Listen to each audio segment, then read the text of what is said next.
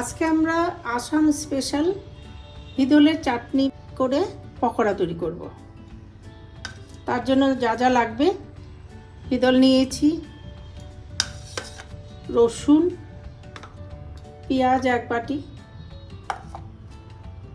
আর কাঁচা লঙ্কা 1 বাটি। এইবার মাছটাকে ভালো করে ধুয়ে পরিষ্কার করে নেব। আর 1 বাটি পেঁয়াজ, কুচনো পেঁয়াজের জন্য হিদল এইটুকুই লাগবে, এর বেশি লাগবে না, এইটুকু দিলেই যথেষ্ট, এটাতেই হয়ে যাবে। আর রসুন এতটাই লাগবে, কাঁচা লঙ্কা পুরোটাই আমরা দেব, কারণ একটু ঝালের দরকার আছে।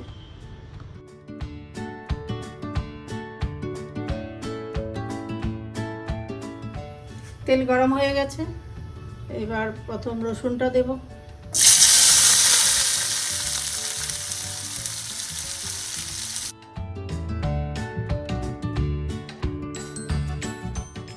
রসুনটা একটু ভাজা হয়েছে, এবার পেঁয়াজটা ঢেলে দেব।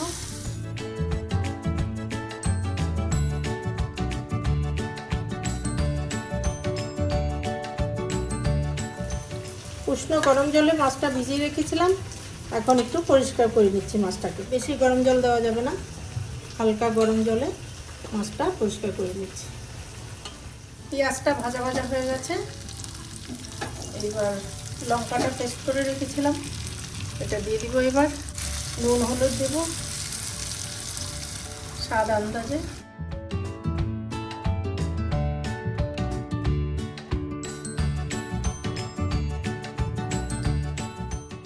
এটা কিছুক্ষণ নাড়াচাড়া করে তারপর আমরা মাছটা দিব। এটা নামানোর আগে মাছটা দিয়ে একটু নাড়াচাড়া করে তারপরে নামাবো।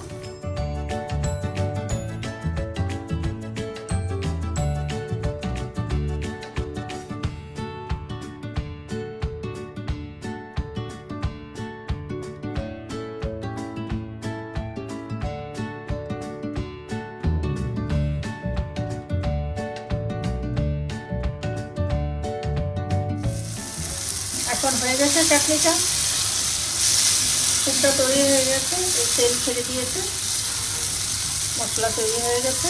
এখন আমরা নামিয়ে নেব। নামানোর আগে মাছটা দিয়ে দেব, দেওয়ার পরে কিছুক্ষণ নাড়াচাড়া করে, বেশিক্ষণ লাগবে না, 10 মিনিট নাড়াচাড়া করে নামিয়ে নেব।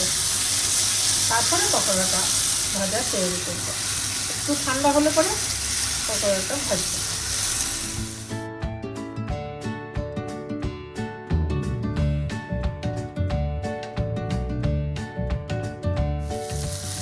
পকোড়ার জন্য পুর তৈরি হয়ে গেছে, এখন আমরা নামিয়ে নেব। গ্যাসটা অফ করে দিলাম।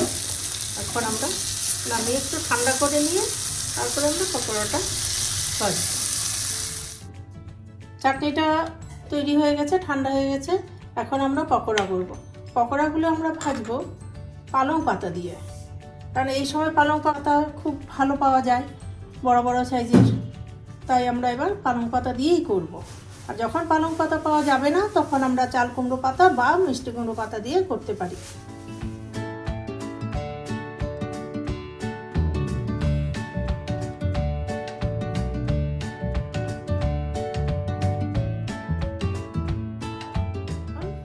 পাতাগুলোর মধ্যে পকোড়াটা এখন বানাবো।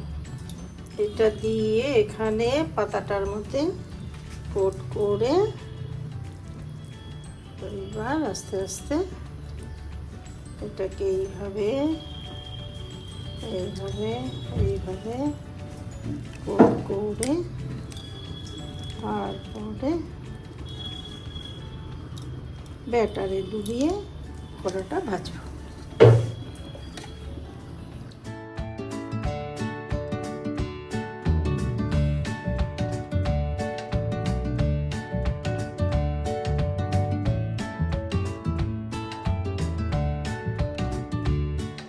যারা বেশি ঝাল খেতে পছন্দ করেন তারা একটা করে কাঁচা লঙ্কা এটার মাঝখানে দিয়ে তারপরে কুক করবেন। এবার আমরা গোল্ডেন কালার হওয়া পর্যন্ত ভাজবো, বাস তারপরে তুলে দেব। সুন্দর লাল লাল হয়ে গেছে, এবার তুলে নিচ্ছি।